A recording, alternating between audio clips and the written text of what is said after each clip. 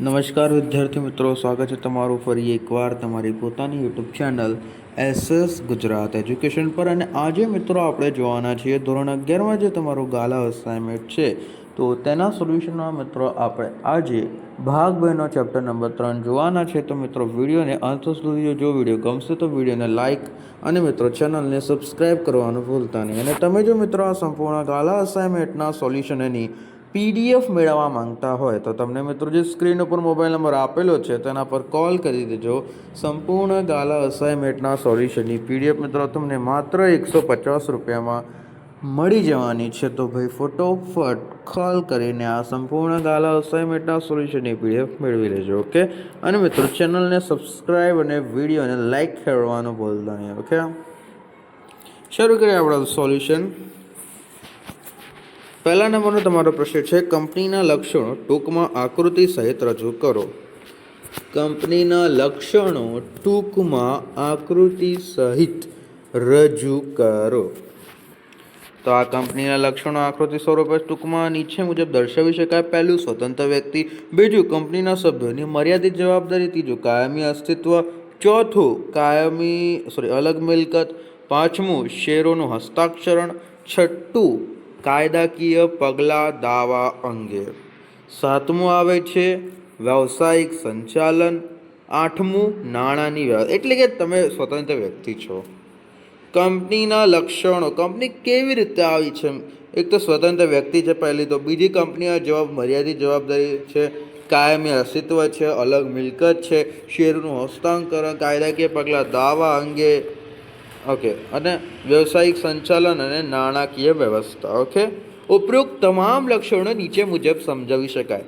સ્વતંત્ર વ્યક્તિ, તો કે કંપની એક વિશિષ્ટ લક્ષણ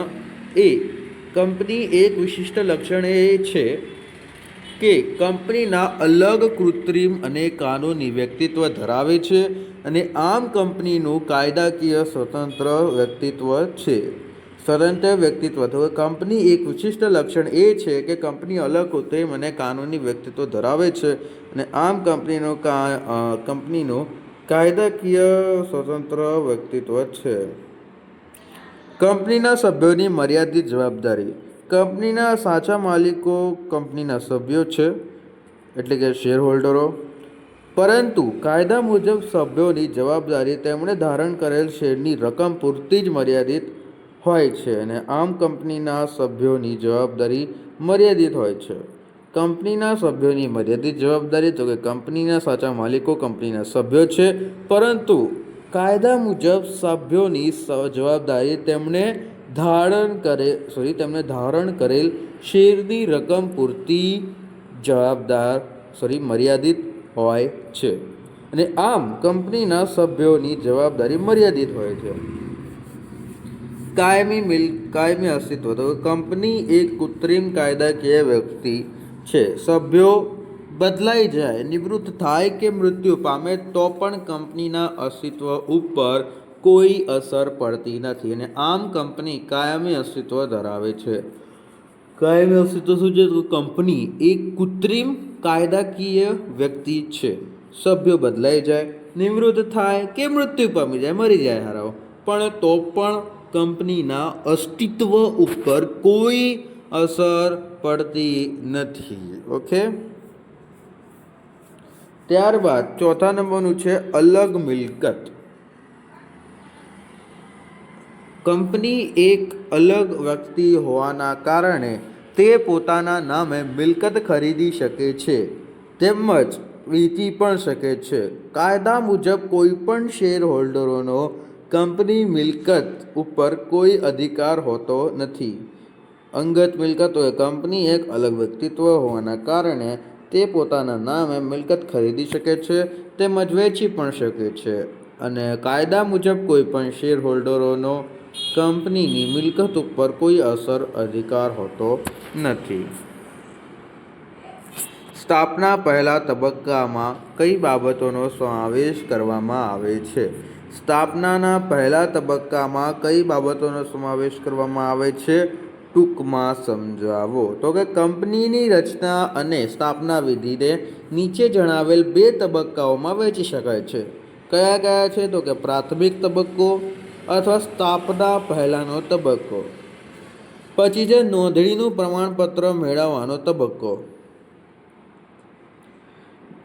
જણાવેલ બે તબક્કાઓમાંથી સ્થાપના પહેલા તબક્કા વિશે વિગતવાર સમજૂતી મેળવીએ.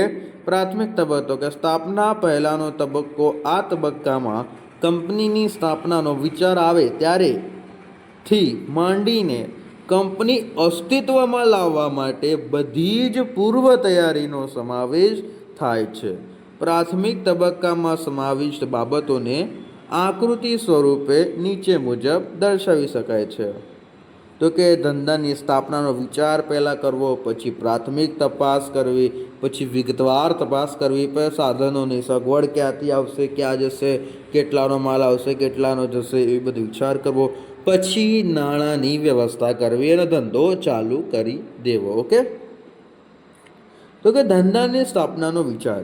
કંપની સ્વરૂપમાં ધંધાની સ્થાપના અંગેનો વિચાર અથવા ખ્યાલ સ્થાપકને અથવા સ્થાપકોનો સૌ પ્રથમ ઉદ્ભવે છે અને આ ખ્યાલ ધંધાની સ્થાપના તરફથી લઈ જાય છે.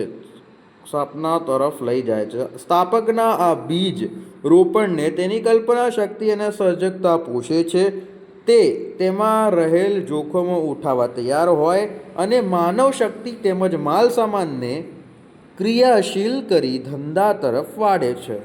ત્યારે કંપની અસ્તિત્વમાં આવે છે. એટલા માટે જ કંપનીને પ્રવર્તકનો માનસ પુત્ર કહેવામાં આવે છે. પ્રાથમિક તપાસ. વૈચારિક ખ્યાલની શક્યતાઓ નિષ્ણાતો દ્વારા તપાસવામાં આવે છે ને આ પ્રાથમિક તપાસમાં સંભવિત આવક અને ખર્ચના અંદાજપત્ર મેળવવામાં આવે છે તેમજ નિષ્ણાતોનો અભિપ્રાય લેવામાં આવે છે અને જો આ તપાસ સંતોષકાર જણાય તો વિગતવાર તપાસ કરવામાં આવે છે. વિગતવાર તપાસ. જો વિગતવાર તપાસ કરવામાં ન આવે તો વિપરીત પરિણામો આવી શકે છે. સરકારની નીતિ, કાનૂની નિયંત્રણો, કાચા માલની ઉપલબ્ધિ, માંગ અને પુરવઠાની સ્થિતિ, સહાયક સેવાઓ, સગવડ વગેરે બાબતો અંગે ચકાસણી કરીને તપાસ કરાય છે. વિગતવાર તપાસથી ચિત્ર સ્પષ્ટ બને છે અને આ કાગળ વધુ કે યોજના પડતી મૂકવી તે અંગે નિર્ણય લેવામાં આવે છે. ઓકે. ત્યારબાદ મિત્રો ત્રીજા નંબરનો પ્રશ્ન છે કે નોંધણીનું પ્રમાણપત્ર મેળવવાનો તબક્કો ટૂંકમાં સમજાવો. તો નોંધણીનું પ્રમાણપત્ર મેળવવાનો તબક્કો. નોંધણીના પહેલા તબક્કો પૂર્ણ થયા બાદ સ્થાપના કે નોંધણીનો તબક્કો શરૂ થાય છે, જેમાં ખાનગી તેમજ જાહેર કંપનીએ નોંધણીનું પ્રમાણપત્ર મેળવવા અંગે કાર્યવાહી કરવી પડે છે. નોંધણીનું પ્રમાણપત્ર મેળવવા માટે નીચેના દસ્તાવેજો કંપની રજિસ્ટ્રાર સમક્ષ નોંધાવવા પડે છે. તો કંપની રજિસ્ટ્રાર સમક્ષ કયા કયા દસ્તાવેજો નોંધાવવા પડે છે જોઈએ. પહેલું આવેદનપત્ર, બીજું નિયમનપત્ર, ત્રીજું સંચાલકોની યાદી, ચોથું સંચાલક લેખિત સમિતિ, પાંચમું કાયદાકીય જોગવાઈઓના પાલનનું નિવેદન, છઠ્ઠું અન્ય કંપનીના હિત અંગેની જાહેરાત. ઓકે. પહેલા નંબરનું છે આવેદનપત્ર. કંપનીનો આ પાયાનો મૂળભૂત દસ્તાવેજ છે. આ દસ્તાવેજમાં કંપનીનું નામ, રજિસ્ટ્રાર ઓફિસનું સરનામું, ધૈર્ય મૂડી અને સભ્યોની જવાબદારી વગેરે દર્શાવવામાં આવે છે. આ દસ્તાવેજ ત્રાહિત પક્ષ અને કંપની વચ્ચે સંબંધ નક્કી કરે છે. આવેદનપત્ર દ્વારા કંપનીનો ધંધો નક્કી થાય છે. આવેદનપત્ર કંપનીનો આ પાયાનો મૂળભૂત દસ્તાવેજ છે અને આ દસ્તાવેજમાં કંપનીનું નામ, રજિસ્ટ્રાર ઓફિસનું સરનામું, ધૈર્ય મૂડી અને સભ્યોની જવાબદારી વગેરે દર્શાવવામાં આવે છે અને આ દસ્તાવેજ ત્રાહિત પક્ષ અને કંપની વચ્ચેના સંબંધ નક્કી કરે છે અને આવેદનપત્ર દ્વારા કંપનીનો ધંધો નક્કી થાય છે. ત્યારબાદ છે નિયમનપત્ર. નિયમનપત્ર એ કંપનીની આંતરિક વહીવટીય વહીવટ અને ધારાધોરણો દર્શાવતો દસ્તાવેજ છે. આવેદનપત્રમાં કંપનીનું જે ધ્યેય નક્કી થયું છે અને તે સાકાર કરવા માટે કંપનીના નીતિ નિયમો નક્કી કરવામાં આવે છે. નિયમનપત્ર એ કંપનીનો આંતરિક વહીવટીય ધારાધોરણો દર્શાવતો દસ્તાવેજ છે. આવેદનપત્રમાં કંપનીનું જે ધ્યેય નક્કી થયું હોય તેને સાકાર કરવા માટે કંપનીના નીતિ નિયમો નક્કી કરવામાં આવે છે. ત્રીજું છે સંચાલકોની યાદી. તો કે કંપનીના સંચાલક તરીકે જે વ્યક્તિઓ કાર્ય કરવાની છે તેમના નામ, સરનામા, ધંધો, ઉંમર, રાષ્ટ્રીયતા વગેરે દર્શાવીને તેમના નામોની યાદી કંપની રજિસ્ટ્રારને મોકલવામાં આવે છે. અને સંચાલકોમાં ઓછામાં ઓછી એક મહિલા સંચાલક હોવી જરૂરી છે. શું કીધું છે? સંચાલકોની યાદીમાં તો કંપની સંચાલન તરીકે જે વ્યક્તિ કાર્ય કરવાની હોય તેમના નામ, સરનામા, ધંધો, ઉંમર, રાષ્ટ્રીયતા વગેરે દર્શાવીને તેમના નામોની યાદી કંપની રજિસ્ટ્રારને મોકલવામાં આવે છે.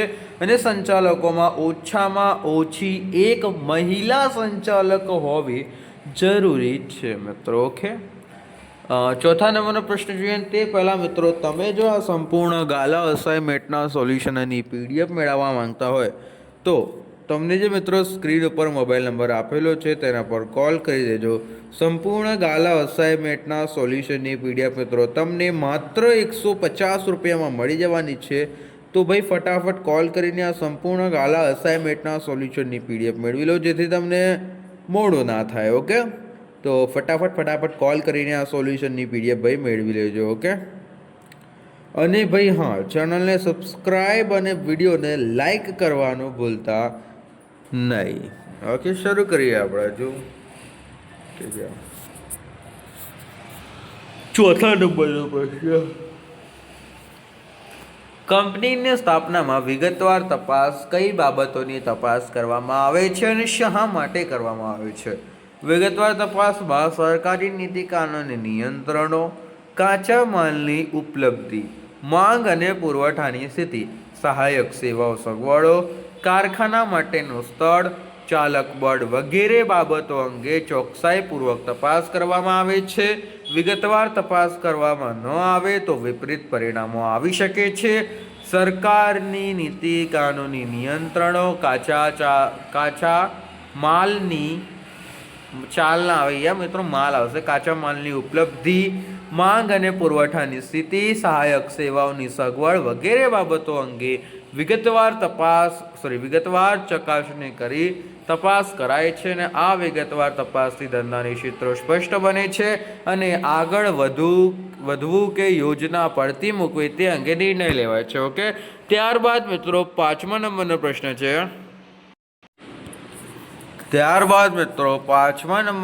જોઈશું. સંચાલકોના સોગંદનામામાં કઈ બાબતો દર્શાવવામાં આવે છે? સંચાલકોનો જે સોગંદનામું હોય છે તો એના અંદર કઈ બાબતો દર્શાવવામાં આવે છે? તો કે સંચાલકોના સોગંદનામામાં નીચેની બાબતો દર્શાવવામાં આવે છે. તો કઈ છે? તો કે તે કોઈ પણ ગુના માટે ગુનેગાર ઠરેલ નથી. સંચાલકો છે એ કોઈ પણ ગુના માટે ગુનેગાર ઠરેલ નથી. તે કોઈ પણ છેતરપિંડી કે ગેરરીતિ માટે ગુનેગાર ઠરેલ નથી. રજિસ્ટ્રાર સમક્ષ જે માહિતી આપવામાં આવી છે તે સાચી અને સંપૂર્ણ છે એવું સાચું માની લેવાનું. ઓકે, તો મિત્રો આથી આપણો આ વિડીયો કમ્પ્લીટ થાય છે. વિડીયો ગમ્યો તો વિડીયોને લાઈક અને મિત્રો ચેનલને સબસ્ક્રાઈબ કરવાનું ભૂલતા નહીં. તમે જો આ સંપૂર્ણ ગાલા અસાઇનમેન્ટના સોલ્યુશનની મિત્રો PDF મેળવવા માંગતા હોય તો તમને સ્ક્રીન ઉપર મિત્રો મોબાઈલ નંબર આપેલો છે તેના પર કોલ કરી દેજો. સંપૂર્ણ ગાલા અસાઇનમેન્ટના સોલ્યુશનની PDF મિત્રો તમને માત્ર 150 રૂપિયામાં મળી જવાની છે. તો ફટાફટ કોલ કરીને મિત્રો મેળવી લેજો. ઓકે, અને તમે જો આ ચેનલ સબસ્ક્રાઈબ ના કરી હોય તો ચેનલ સબસ્ક્રાઈબ અને વિડીયો લાઈક પણ કરી દેજો. મળીએ નેક્સ્ટ વિડીયો ભાગ 2ના પ્રકરણ નંબર 7માં. Okay, thank you for watching.